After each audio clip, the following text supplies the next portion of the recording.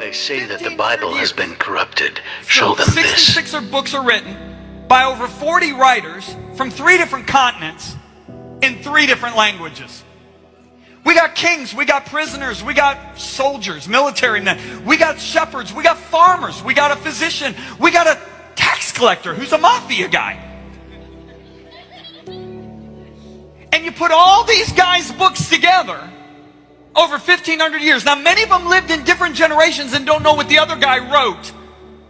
You put them all together and you get a perfectly harmonized book? Do you know what that's like? That's like looking at 40 different writers over the last 1,500 years and saying, write a chapter of a novel, putting the whole thing together after 1,500 years and having it make any sense.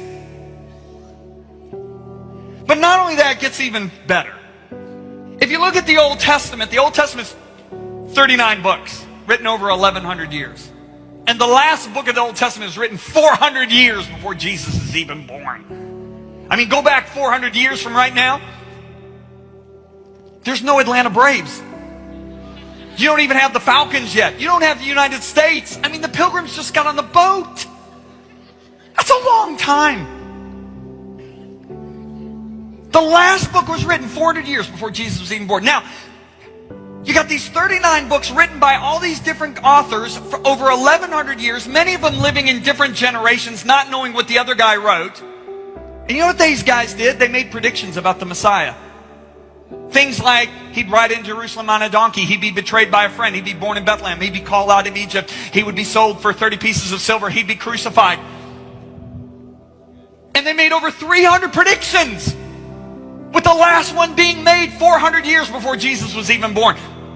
And you know Jesus fulfilled all 300 of those predictions? So, there's a scientist named Dr. Peter Stoner who has since gone to heaven, but he was an expert in probability. Do you know what probability is? If I have a 5-gallon paint bucket and I have 9 white tennis balls and I have 1 yellow tennis ball and I shake them all up and I blindfold somebody and I say reach in and grab 1 ball, the chance of them picking out that 1 yellow tennis ball is 1 in 10. Well, he's an expert in this. So Dr. Stoner wants to know, what is the probability that anybody can fulfill these prophecies? So he doesn't do the work himself. He employs 600 science students from 12 different classes. And they spent years of research. Not years, they spent months of research. The National American Scientific Council reviewed their work and said not only was their work accurate, but it was conservative. So what I'm about to share with you is conservative. Please remember that. So they said, all right, what are the chances that any human being in the world, from the time of the birth of Christ until the end of the second millennium, 2,000 years, could fulfill just 8 of the prophecies? So here's the 8 prophecies they chose. Christ to be born in Bethlehem.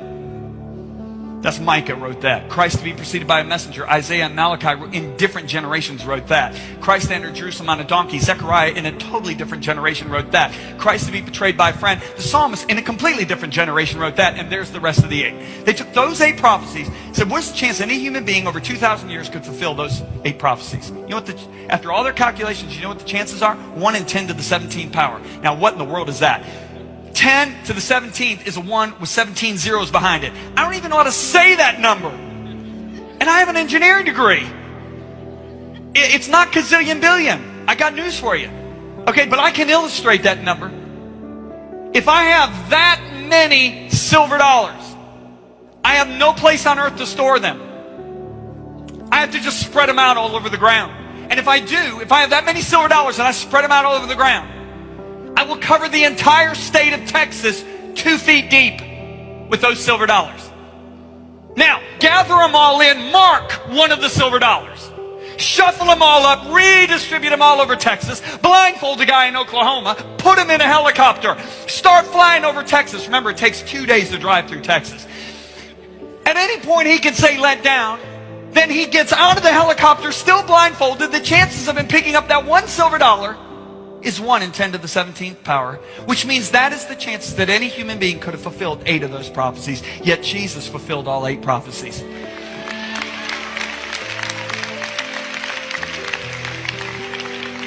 So Dr. Stoner said, what about 16 prophecies? So they do all these hours of calculation, he and the 600 science students. And they say that the chances any human being could have fulfilled 16 prophecies is 1 in 10 to the 45th power. That's a 1 with 45 zeros behind it. Don't even ask me to write that number down.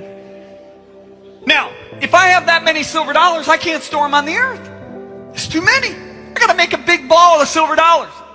I got to make a sphere of them, okay? You know how big this sphere would be? The diameter of that sphere would be 60 times the distance of the earth to the sun.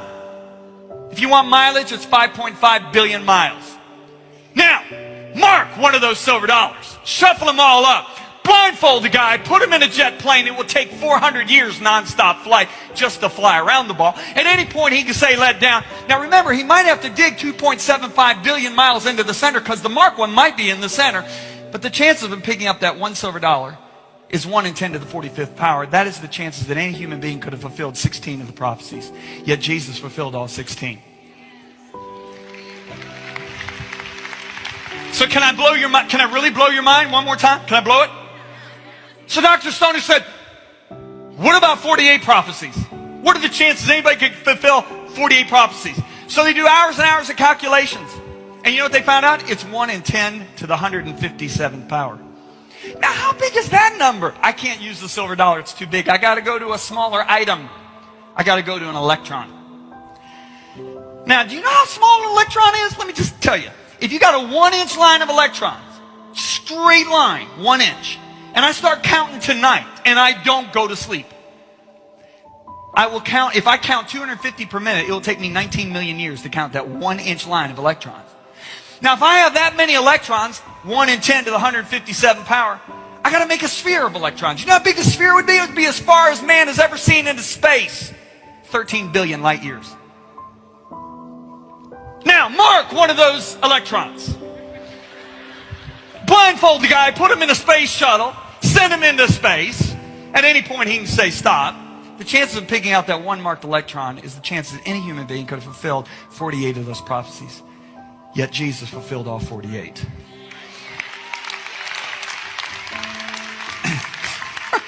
So can we review here? Can we review? Okay, we got 39 books written over 1,100 years by all these guys. Many of them don't even live in the same generation. They make these predictions about the Messiah, with the last one being 400 years before he was even born. And Jesus fulfills all 300? And you tell me the Bible doesn't apply to today?